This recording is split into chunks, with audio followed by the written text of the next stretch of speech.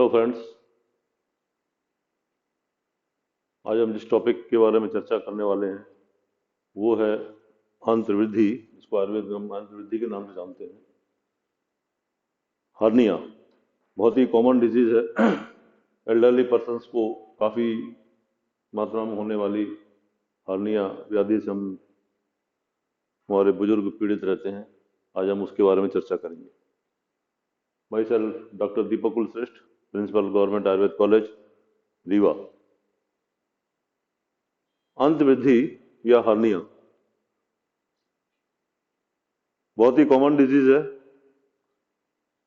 हमारे आसपास हम देखेंगे तो कई लोगों को हर्निया से पीड़ित हमको व्यक्ति या मरीज मिल जाते हैं। हर्निया एक्चुअल में है क्या? हर्निया एक एनाटॉमिकल डिफेक्ट होता है, उसके बाद डिजीज डेवलप होती है, उसको हम हर्निया कहते हैं। हर्निया एक्चुअल में क्या है? हर्निया की डेफिनेशन हम देखें।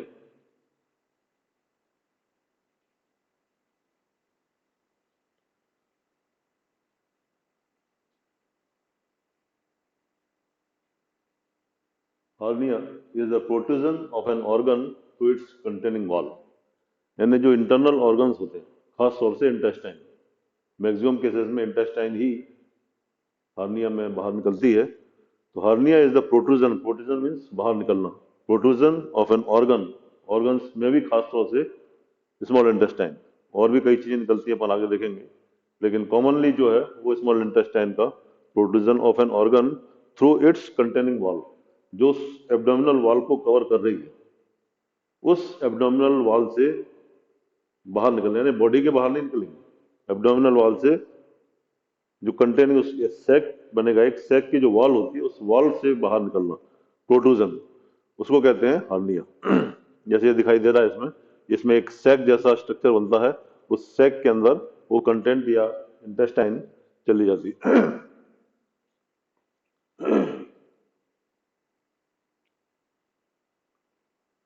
कंपोजिशन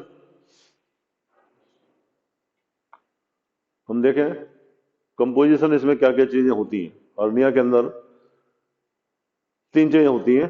एक सैक होता है जिसके अंदर की कंटेंट्स रहते हैं, दूसरा उस सैक को कवर करने वाली वॉल होती है जिसको हम कवरिंग कहते हैं, और तीसरा है कंटेंट ऑफ द सैक, उस सैक के अंदर जो चीज रहती है, जो ऑर्गन्स रहते हैं, उसको कंटेंट कहते हैं। तो तीन चीजों से मिलके ये हर्निया बनता है, sac, covering and content.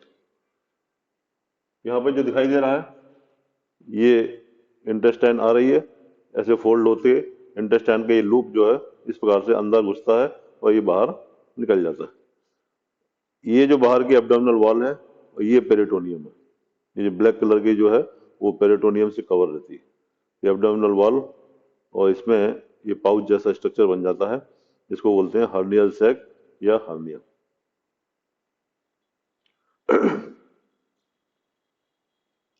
Composition of the hernia, hernia में क्या क्या होता है?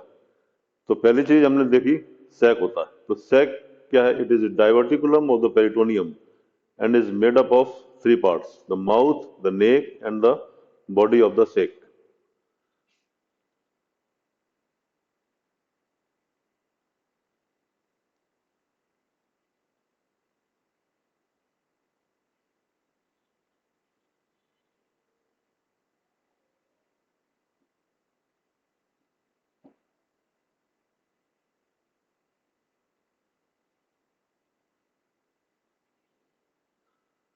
वॉल जो होती है, जैसे हम देखें कि ये इस प्रकार से स्ट्रक्चर बनता है। अब इसके अंदर ये सैक बन गया, इस सैक के अंदर जो कंटेंट आएंगे वो खास तौर से इंटेस्टाइन रहती है। तो इंटेस्टाइन का जो लूप है वो इस प्रकार से अंदर जाता है और ऐसे घूमकर ये बाहर निकल आता है। ये इंटेस्टाइन का लूप है पूरा। ये इस प्रकार से इसकी एंट्री होती है और एंट्री होकर बाहर निकल जाती है। कि ये सैक जो है वो सैक पेरिटोनियम कवरिंग के द्वारा बना होता है। ये जो पेरिटोनियम है, इस पेरिटोनियम के द्वारा सैक बनता है। अब इसमें आपको दो तीन चीजें दिखाई दे रही हैं। एक तो ये हो गया इसका माउथ, जहां से ओपनिंग खुलती है, जहां से कंटेंट अंदर एंट्री करते हैं, उसको कहते हैं माउथ। और ये जो दूसरा पार्ट है, इसको कहते हैं नेक। ये जो नेक, और तीसरा जो होता है वो होता है फंडस या बॉडी। तो तीन पार्ट इसके अंदर होते हैं।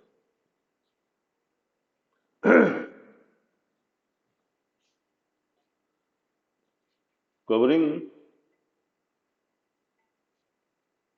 थ्री पार्ट होते हैं इसलिए आप बताया मैंने, mouth, neck and body of the sake. Composition में देखें, कवरिंग किसके द्वारा बनती है? Derive from the layers of the abdominal wall through which the sake passes.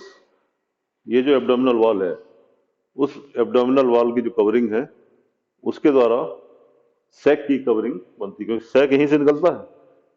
Femoral sac हो, फीमोरल हार्निया हो, इंगानल हार्निया हो, अम्बलाइकल हार्निया हो, कोई भी हार्निया होगा तो उसके ऊपर की जो कवरिंग होती है वो एब्डोमिनल वॉल की जो कवरिंग होती है उसी के द्वारा सैक की कवरिंग बनती है। अब कंटेंट के हिसाब से हम देखें, कंटेंट के हिसाब से उसके नाम बदल जाता है।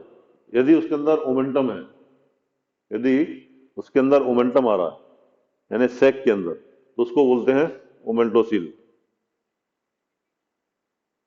यदि उस सैक के अंदर ओमेंटम आ रहा है तो उसको कहते हैं ओमेंटोसील। मैक्सिमम केसेस में इंटेस्टाइन आती है तो उसको हम पर्टिकुलरली उस डिजीज को बोल सकते हैं एंट्रोसील।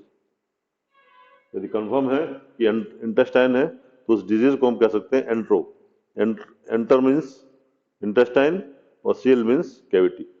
सील जो है वो कैविटी के लिए वर्ड यूज होता है। तो उस कैविटी के अंदर, सैक के अंदर ओमेंटम का आना ओमेंटोसील, इंटेस्टाइन का आना enterocele. Portion of the circumference of the intestine,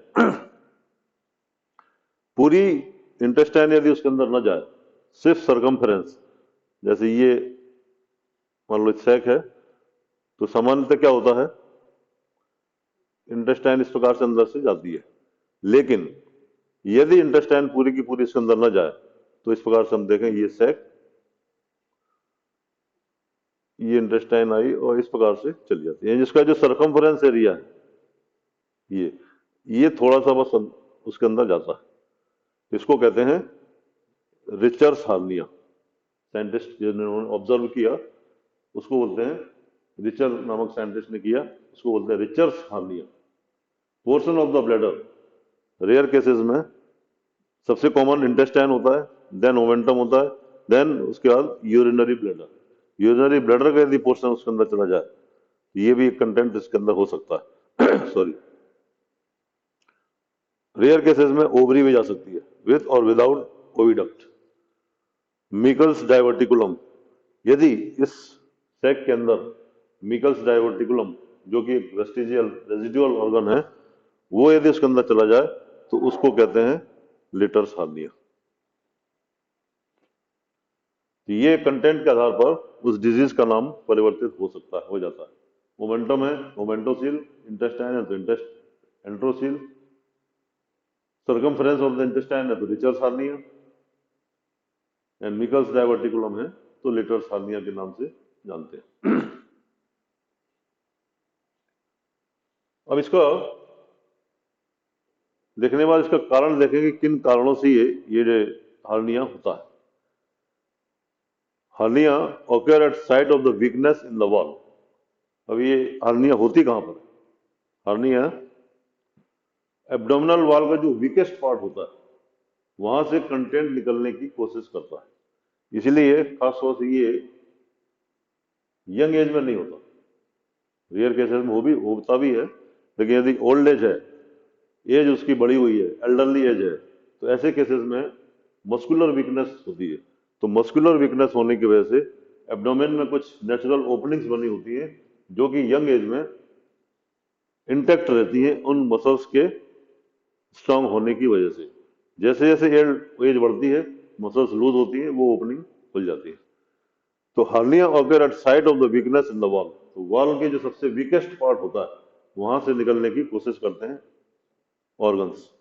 this weakness में बी, वो कमजोरी किन कारणों से हो सकती है? फिजियोलॉजिकल यानी नॉर्मली वो कमजोरी हो सकती है, weakness related to the anatomical causes. किसी डिजीज की वजह से भी कमजोरी हो सकती है, कई दिनों तक वो बेड रिडन है तो उसकी वजह से कमजोरी हो सकती है, तो ये सबको फिजियोलॉजिकल कहते हैं। कंजेनाइटल एब्नॉर्मलिटी, एनाटॉमिकल डिफेक्ट होने की वजह से ये भी हो सकता है।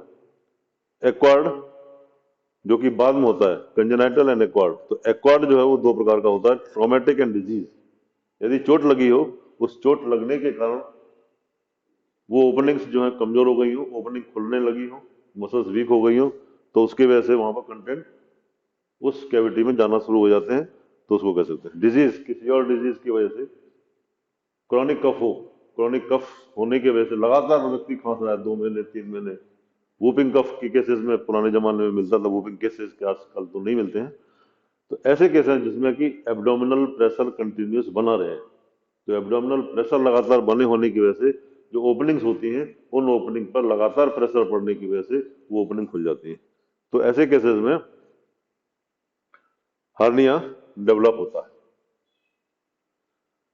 तो ऐसा कोई भी डिजीज जिसमें कि इंट्रा एब्डोमिनल प्रेशर बढ़े, खासतौर से कफ हो गया, या यूरिनरी रिटेंशन यानी इस प्रकार की डिजीज हो जिसमें कि यूरिन पास करने के लिए प्रेशर लगाना पड़ता है, तो ऐसे केसेस में भी, और यदि फीटल यानी प्रेगनेंसी में भी ये देखने में आ सकता है कि प्रेशर पड़ने की वजह से एब्डोमिनल प्रेशर।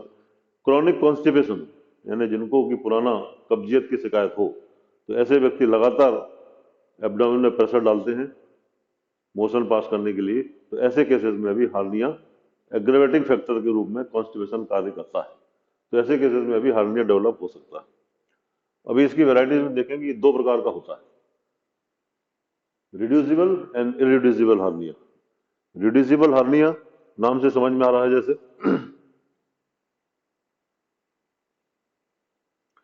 रिड्यूसिबल, रिड्यूस हो जाना, यानी जो कंटेंट रहते हैं वो कंटेंट को यदि दबाया जाए, उस स्वेलिंग को दबाया जाए तो रिड्यूस हो जाती है, वो स्वेलिंग दब जाती है, उसको कहते हैं reducible. This is the one of the which content of the sac reduced spontaneously और can be pushed back manually. Spontaneously या तो व्यक्ति खड़ा है तो सूजन आ जाती है, और जैसे ही व्यक्ति लेटता है, बेड पर लेटता है, तो वो स्वेलिंग कम हो जाती है, उसको भी कह सकते हैं। या उसको अपन दबाएं तो कम हो जाए तो उसको कहते हैं रिड्यूसिबल हार्निया।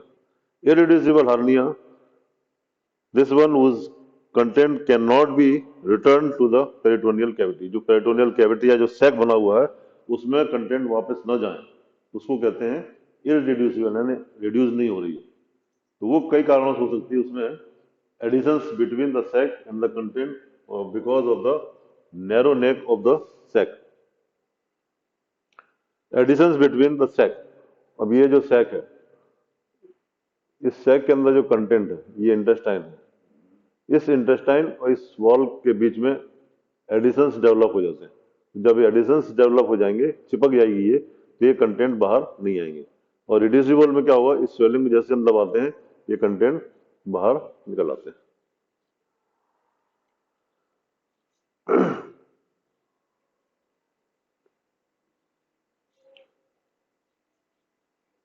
आगे हम देखें इरिड्यूसिबल हार्निया भी। इरिड्यूसिबल हार्निया भी दो तीन प्रकार का हो सकता है उनके एडिशंस के आधार पर। पहला incarcerated, there are adhesions between the sac and the content, जो आपको मैंने बताया अभी, but there is no obstruction, यानी उसके अंदर कोई ऑब्स्ट्रक्शन नहीं होता, इंटेस्टाइन है उसके अंदर कोई ऑब्स्ट्रक्शन नहीं होता, और interference with blood supply, obstruction नहीं होता, और उसकी जो ब्लड सप्लाई इंटेस्टाइन की, उस ब्लड सप्लाई में भी कोई अंतर नहीं पड़ता, सिंपली विल नॉट रिड्यूस, सामान्यतः वो रिड्यूस नहीं होती। दूसरी है ऑब्स्ट्रक्टेड हार्निया, ये hollow viscus is tapped with in the sac and the obstruction occurs. Obstruction इसमें डेवलप होता है, द ब्लड सप्लाई रिमेन्स, इसमें ऑब्स्ट्रक्शन होता है परंतु ब्लड सप्लाई बराबर बनी रहती है। तीसरा स्ट्रेंगुलेटेड, इसमें ऑब्स्ट्रक्शन जैसी स्थिति डेवलप होती है और ब्लड सप्लाई भी इसमें डिफर कर जाती है, कम होती है। The arterial blood supply to the content of the sac is compromised. In such a hernia, unless the surgical relief is undertaken, the content of the sac will become gangrenous. यदि वो तुरंत उसकी सर्जरी करके ठीक ना किया जाए तो उसके अंदर गैंग्रीन भी डेवलप हो सकता है। तो ये 3 प्रकार का है। इनकार्सरेटेड, इसमें सिर्फ एडिशंस डेवलप होते हैं, ना ब्लड सप्लाई में कोई अंतर पड़ता है, ना ऑब्स्ट्रक्शन होता है। दूसरा है ऑब्स्ट्रक्टेड, इसमें ऑब्स्ट्रक्शन होता है परंतु ब्लड सप्लाई सामान्य बनी रहती है। तीसरा स्ट्रेंगुलेटेड, जिसमें कि ऑब्स्ट्रक्शन जैसी स्थिति डेवलप होती है और blood supply, arterial blood supply कम होती है और उसकी वजह से फ्यूचर में यदि ठीक से ट्रीटमेंट न किया जाए, तुरंत सर्जरी न की जाए, तो गैंग्रीन डेवलप हो सकता है। ये तीनों प्रकार के रिड्यूसिबल हार्निया ये दिखाई दे रहा है, ऊपर से अपन दबाते हैं तो ये कंटेंट बाहर आ जाता है।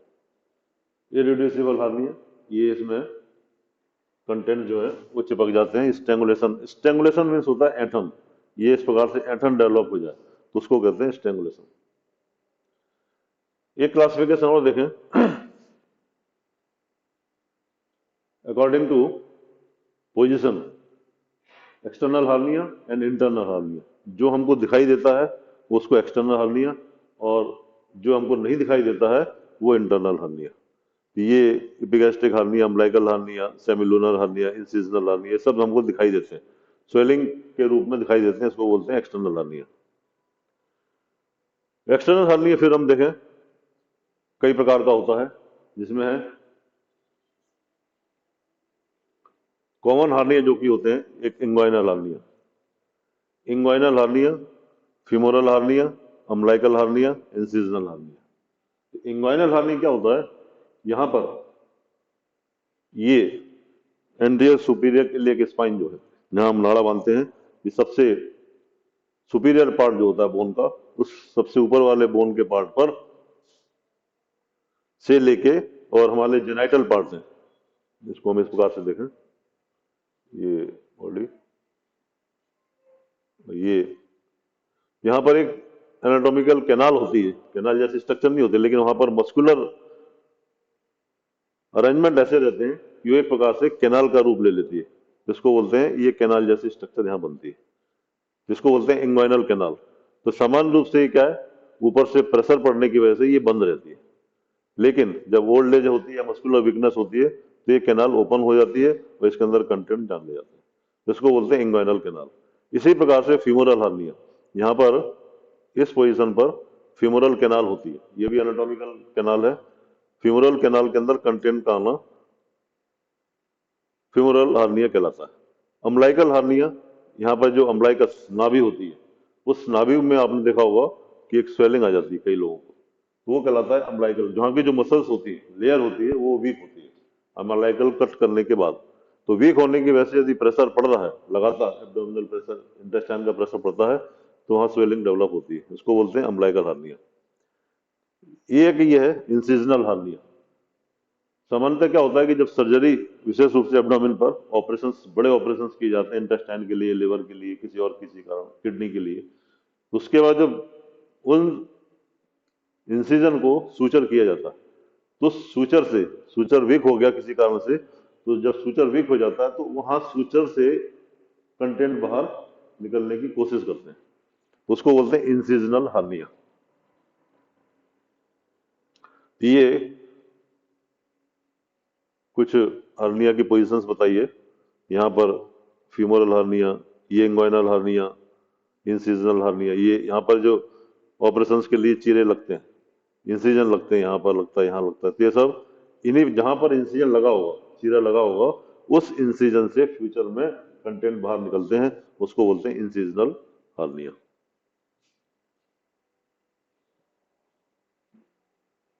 एक्सटर्नल हार्निया कहलाता है, रेयर हार्निया, एक्सटर्नल हार्निया भी देखेंगे। इस दोनों के अलावा, एक्सटर्नल और इंटरनल के अलावा देखें, Spigelian, gluteal, obturator and lumbar hernia, ये बहुत रेयर होते हैं। सम अदर हार्नियाज में देखिए, हमने पहले देख लिया आपको, लेटर्स हार्निया किसे कहते हैं, ऑब्ट्यूरेटर हार्निया किसे कहते हैं। इंटरनल हार्निया हम देखें, इंटरनल हार्निया क्या होता है, जो हमको दिखाई नहीं देता, बाकी हार्निया हमको तो एक्सटर्नली दिखाई देते हैं, परंतु इंटरनल हार्निया एक होता है, जैसा कि हमको मालूम है कि थोरैक्स, ये बॉडी, थोरैक्स और एब्डोमेन के बीच में ये होता है डायफ्राम। इस डायफ्राम जो पर्दा होता है एब्डोमेन और थोरैक्स के बीच में, एक मस्कुलर मसल्स का एक डायफ्राम होता है। इस डायफ्राम के थ्रू ये इसोफेगस आती है और ये स्टमक का आता है। तो ये जो समान रूप से क्या होता है, स्टमक इस डायफ्राम को क्रॉस नहीं करता, इसके ऊपर नहीं जाता, इस ओपनिंग के थ्रू ये इसोफेगस यहां आती है। परंतु यहाँ की जो वीकनेस है, यानी जहां से ओपनिंग से इसोफेगस अंदर जा रही है, वो यदि वीक हो जाती है तो क्या होगा, इस स्टमक के अंदर लगातार प्रेशर बना रहता है। उस प्रेशर की वजह से ये स्टमक यदि इस ओपनिंग से बाहर निकला तो उसको कहते हैं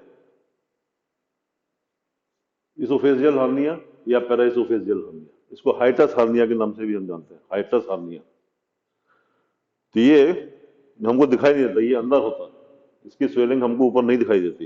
ये स्वेलिंग आती है लेकिन थोरैक्स में जो कि कंटेंट नहीं आना चाहिए एब्डोमेन के, वो कंटेंट यहाँ आ जाते हैं, स्टमक का पार्ट यहाँ आ जाता है। इसको बोलते हैं incisional hernia, sorry oesophageal hernia या पैराइसोफेजियल हार्निया, और इसका एक दूसरा नाम भी है, इसको बोलते हैं हाइटस हार्निया। हाइटस हार्निया ये दिखाई दे रहा है इसमें, ये नीचे एब्डोमेन और ऊपर थोरैक्स, ये डायफ्राम का पार्ट है।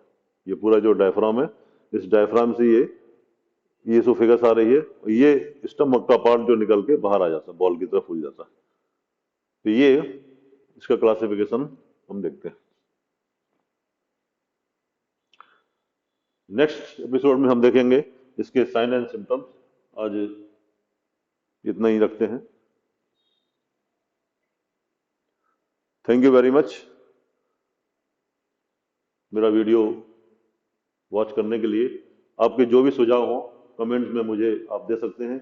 जो भी क्वेरी हो डिजीज से संबंधित, वो क्वेरी आप कमेंट में लिख के मुझसे पूछ सकते हैं। अभी तक यदि मेरा चैनल सब्सक्राइब नहीं किया हो तो चैनल सब्सक्राइब करें, पसंद आए तो लाइक करें, कमेंट करें। थैंक यू वेरी मच, धन्यवाद।